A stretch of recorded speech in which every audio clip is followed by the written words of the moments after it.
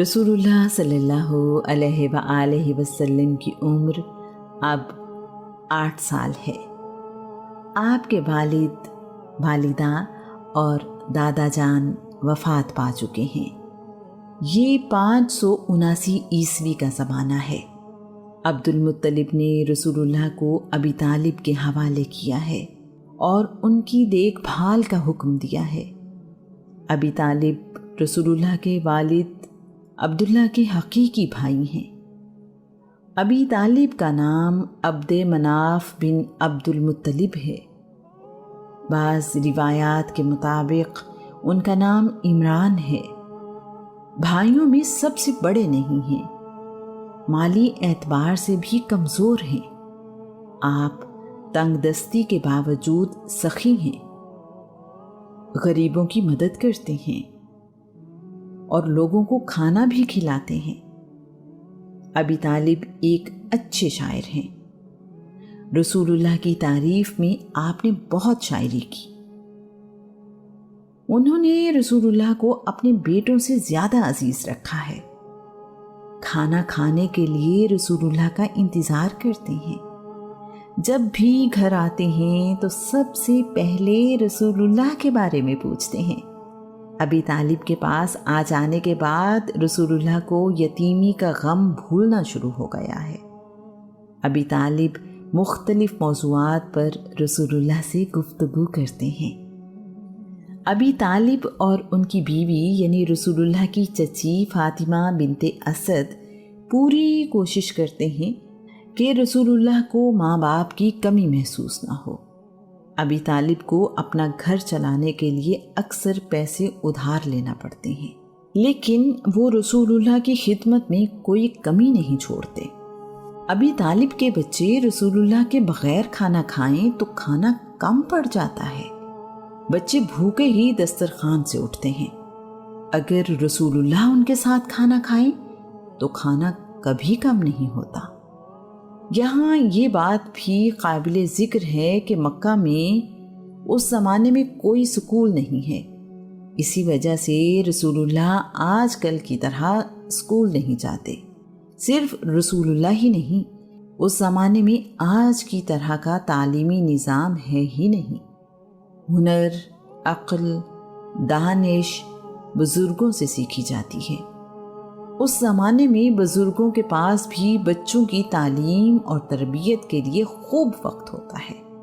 لوگ بہت توجہ کے ساتھ بچوں کو اخلاق اور ہنر سکھاتے ہیں۔ آج کے زمانے میں رسول اللہ کے اسکول نہ جانے پر اعتراض کرنے والے عرب کی تہذیب اور تاریخ سے ناواقف ہیں۔ رسول اللہ کی فکری تربیت کسی اسکول، مدرسے، کالج یا یونیورسٹی سے نہیں ہوئی۔ اللہ کے رسول کسی بھی دنیاوی استاد کے شاگرد نہیں ہیں۔ رسول اللہ دنیا کی زندگی گزارنے کا مکمل نظام دے کر گئے۔ رسول اللہ نے ابی طالب کے ساتھ رہ کر دیکھا ہے کہ ان کے مالی حالات اچھے نہیں، اس لیے چچا کا ساتھ دینے کا فیصلہ کیا ہے۔ رسول اللہ نے اجرت پر بھیڑ بکریاں چرانا شروع کر دی ہیں۔ مکہ کے آس پاس بکریوں کا ریوڑ لے کر جاتے ہیں۔ سخت موسم اور دشوار علاقہ، اپنی بھوک پیاس تپتی دوپہر میں بکریوں کے دودھ سے بجھاتے ہیں۔ اگر کبھی دودھ موجود نہ ہو تو جنگلی جڑی بوٹیاں بھی کھا لیتے ہیں۔ اجرت میں رسول اللہ کو دودھ ملتا ہے جو آپ اپنے گھر لے آتے ہیں۔ کبھی کبھار دینار بھی ملتے ہیں۔ بعد کے زمانے میں رسول اللہ سے پوچھا گیا، اللہ کے رسول، کیا آپ بھیڑ بکریاں چراتے رہے ہیں؟ رسول اللہ نے جواب دیا، ہاں، ہر نبی نے بھیڑ بکریاں چرائی ہیں۔ جب اوکاس کا میلہ لگتا ہے تو رسول اللہ وہاں جاتے ہیں۔ اوکاس کے بازار میں جا کر رسول اللہ کو دوسرے قبیلوں سے ملنے کا موقع ملتا ہے۔ رسول اللہ کا مشاہدہ بہت کمال ہے، بہت جلد سیکھ جاتے ہیں۔ ذہانت اور گفتگو بھی کمال ہے۔ جو بھی رسول اللہ سے 10-12 سال کی عمر میں ملتا ہے حیرت میں ڈوب جاتا ہے۔ उकास आकर एक बात पर रसूलुल्लाह की तवज्जो हुई है कि अरब में शायरी को बहुत अहमियत हासिल है, शायरों को बहुत इज्जत दी जाती है। उकास की मंडी में मुशायरे होते हैं, अच्छा कलाम सुनाने वाले को इनाम और दाद मिलती है। रसूलुल्लाह का शायरी का ज़ौक़ भी बुलंद है। सैयदा आयशा के मुताबिक रसूलुल्लाह उमराउल कैस के कलाम को पसंद करते थे। रसूलुल्लाह का चचा ज़ाद भाई अबू सुफियान बिन हारिस भी शायरी का अच्छा ज़ौक़ रखता है, इसलिए दोनों में अच्छी दोस्ती है। मक्का में बारिश हर साल नहीं होती, कुछ सालों बाद मक्का में कहत पड़ना मामूल की बात है। जब कभी ये कहत लंबा अरसा रहे तो नौबत फाकों तक पहुंच जाती है। जहलमा बिन अरफता से रिवायत है कि कुरैश के लोग अबी तालिब के पास गए और कहने लगे, आप जानते हैं कि कहत किस कदर शदीद है, जिंदगी बचाना मुश्किल होता जा रहा है, आप हमारे साथ चलें और बारिश की दुआ मांगें। अबी तालिब बारिश की दुआ के लिए काबा में आए तो रसूलुल्लाह उनके साथ थे। अभी रसूलुल्लाह का बचपन था। रसूलुल्लाह के अलावा वहाँ और भी बच्चे थे। अबी तालिब ने अपने भतीजे की पीठ दीवारे काबा के साथ लगाई।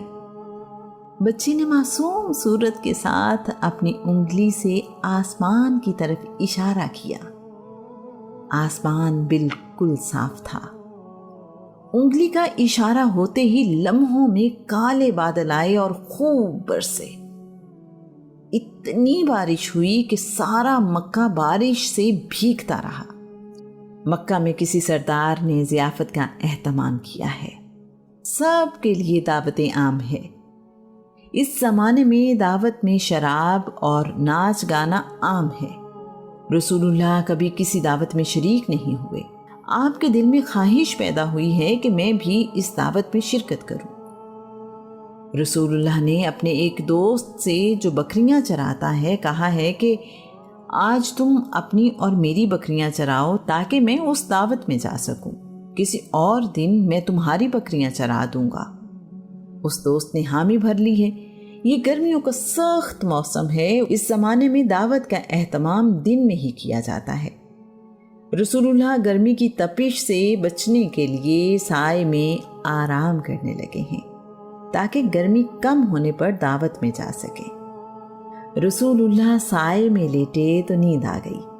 जब आंख खुली तो सूरज डूब रहा है। दावत का वक्त गुजर चुका है, इसलिए रसूलुल्लाह वहाँ नहीं जा सके हैं। अल्लाह करीम अपने रसूल को बेमायनी और फजूल मामलात से हमेशा महफूज रखता है। इस ज़माने में रसूलुल्लाह अर्क का फल खाते हैं। अर्क एक कांटेदार पौधा है जिसका फल सख्त गर्मी में फ़ायदा देता है। रसूलुल्लाह बताया करते थे, मैं सख्त गर्मी में एक कुरैशी सरदार अब्दुल्लाह बिन जुदान के बनाए हुए प्याले के साए में बैठ जाया करता था। ये प्याला अब्दुल्ला बिन जुदान ने मुसाफिरों की खुराक के लिए बनवाया है, जो काफ़ी बड़ा है। प्याला इतना बड़ा है कि मुसाफिर अपने ऊंट पर बैठे बैठे उससे खाना खा लेते हैं। रसूलुल्लाह से अबी तालिब की मोहब्बत की एक वजह रसूलुल्लाह की सच्चाई और ईमानदारी है। अबी तालिब बयान करते हैं, रसूलुल्लाह ने कभी झूठ नहीं बोला और ना ही कभी गैर मुहज़्ज़ब बात की। मक्का में क़याफ़ा शनास आते, लोग अपने बच्चों को उनके पास लेकर जाते हैं। क़याफ़ा शनास अपने इल्म से बच्चों का मुस्तक़बिल बताते हैं। बनी अज़द का एक क़याफ़ा शनास मक्का आया है। अबी तालिब रसूलुल्लाह को लेकर उसके पास गए हैं और उससे अपने भतीजे के मुतालिक पूछा है। क़याफ़ा शनास ने रसूलुल्लाह को एक नज़र देखा और दूसरे बच्चों में मसरूफ़ हो गया है। वो फारिग होकर पूछ रहा है, मैंने अभी यहाँ एक बच्चा देखा था, वो कहाँ है, उसे मेरे पास लाओ। अबी तालिब ने उस क़याफ़ा शनास की रसूलुल्लाह के लिए बेताबी देखकर रसूलुल्लाह को छुपा दिया है। क़याफ़ा शनास बार बार इसरार करता रहा, लेकिन अबी तालिब रसूलुल्लाह को सामने नहीं लाए। क़याफ़ा शनास कह रहा है, وہ بچہ میرے پاس لاؤ، خدا کی قسم اس کی شان بہت بلند ہوگی، وہ بچہ غیر معمولی ہے۔ اسی طرح قبیلہ بنی مدلج کے قیافہ شناس اپنے کام میں بہت مہارت رکھتے ہیں۔ انہوں نے رسول اللہ کے قدموں کے نشان دیکھ کر عبد المطلب سے کہا تھا، اپنے بیٹے کی اچھی طرح حفاظت کرنا، یہ بہت برکتوں والا بچہ ہے۔ مقام ابراہیم پر موجود قدموں سے سب سے زیادہ مشابہت اس بچے کے قدموں کی ہے۔ رسول اللہ کا کہنا ہے، اللہ کے نبی ابراہیم کو دیکھنا ہو تو مجھے دیکھ لو، میں ان سے سب سے زیادہ مشابہت رکھتا ہوں۔ ابی طالب اور رسول اللہ کا ایک دوسرے سے تعلق ساری زندگی قائم رہا۔ ابی طالب جیسا جان سے زیادہ عزیز رکھنے والا چچا اللہ کی رحمت ہی تھا۔